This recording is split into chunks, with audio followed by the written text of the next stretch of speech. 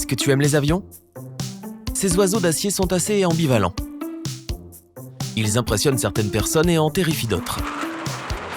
Il y a aussi ceux qui ne peuvent pas vivre sans le frisson du décollage et l'excitation de l'atterrissage. Et parmi eux, il y a un homme qui a acheté des billets d'avion, pas pour aller quelque part, mais uniquement pour le plaisir de voler.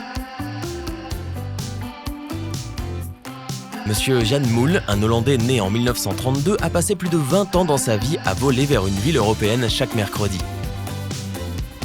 Cet homme est finalement monté à bord de plus de 1000 vols. Monsieur Moel adorait voyager en avion. La veille de son vol, le vol en lui-même et le lendemain du vol étaient ses jours préférés de la semaine. Le premier jour, il préparait son voyage. Le jour du vol était forcément le plus excitant. Et le lendemain, il partageait ses impressions et les petits détails de son aventure avec ses proches. À sa grande déception, Monsieur Moel n'a pas réussi à communiquer cette passion à sa femme. D'abord, elle préférait les voyages en voiture. En plus, elle n'aimait pas l'ambiance des aéroports et préférait attendre son mari à la maison et écouter ses merveilleuses histoires de voyage.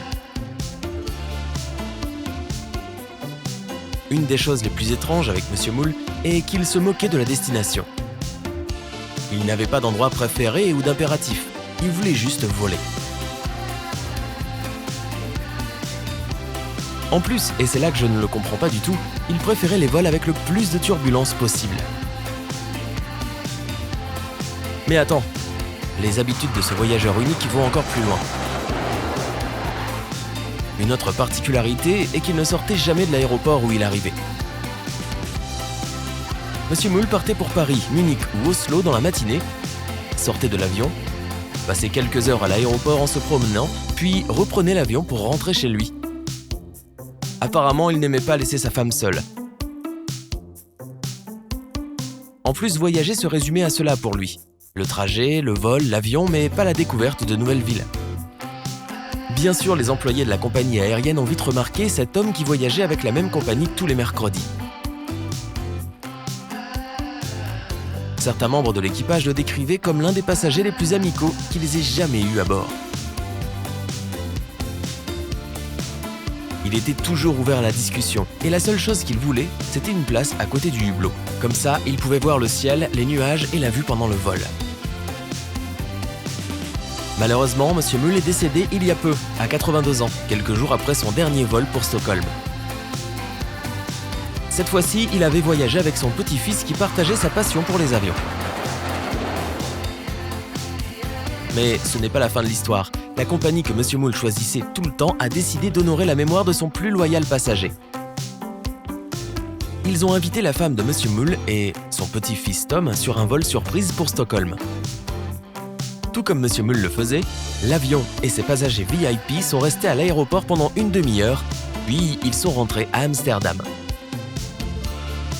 Tous les membres d'équipage connaissaient l'histoire de Monsieur Moel et voulaient vraiment que Tom et sa grand-mère passent une belle journée.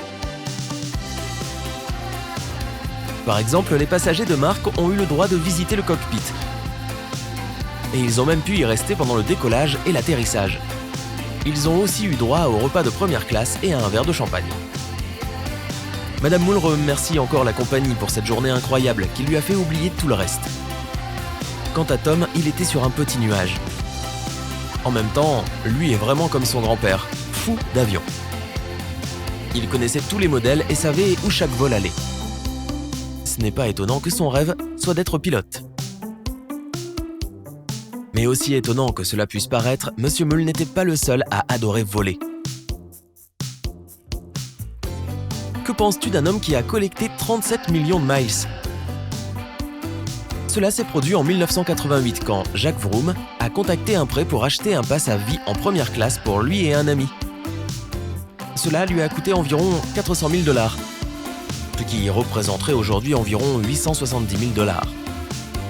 Vroom travaillait dans une entreprise qui créait des catalogues électroniques pour les grands magasins de distribution.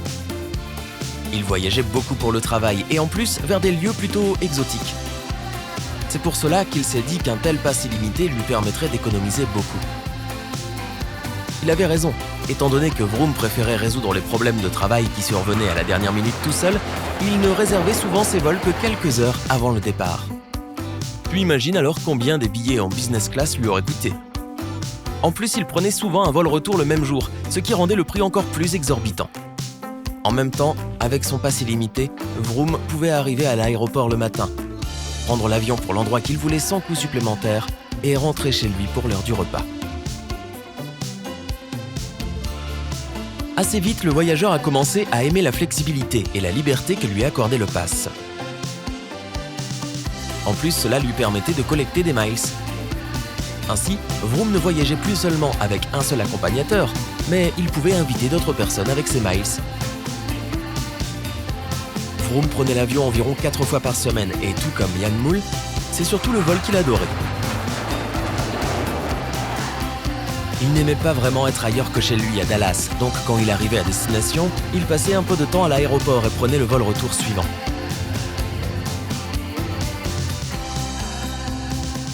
Il se moquait bien de la distance. Il paraît qu'il a déjà pris l'avion avec sa fille de 12 ans de Dallas à Londres pour aller dans un certain magasin de maquillage. Quand le fils de Vroom était à l'université dans le Maine, il faisait 3200 km tous les samedis pour le voir jouer au foot. Une autre fois, il est allé à Washington DC et a récupéré son beau-père, car il voulait sortir avec sa femme, mais n'avait personne pour garder les enfants. À un autre moment, Jacques Vroom est allé à Londres chercher des pneus pour sa Ducati car ils y étaient moins chers, et aussi les avait fait livrer. Et au milieu de tout ça, Monsieur Vroom a choisi d'aider les autres. Il a utilisé ses miles pour que des patients atteints du sida, qui n'avaient pas d'argent, puissent prendre l'avion et découvrir le monde. Malheureusement, il y a quelques années, la compagnie aérienne a calculé que Monsieur Vroom et les autres personnes avec des passes illimitées coûtaient chacun plus d'1 million de dollars par an. Et ils leur ont retiré l'offre. On peut comprendre à quel point il était énervé. D'après lui, la compagnie avait bien utilisé les mots « pour toujours » et « illimité » dans leur contrat, et c'était injuste qu'elle lui retire ainsi son dû. Où est-ce que tu irais si tu avais un pass illimité pour avion? Dis-moi tout dans les commentaires. Si tu as appris quelque chose de nouveau aujourd'hui, aime cette vidéo et partage-la avec un ami. Mais hé, ne pars pas trop vite, nous avons 2000 autres vidéos pour toi. Il te suffit de choisir la vidéo de gauche ou de droite, de cliquer dessus et de profiter. Reste avec sympa.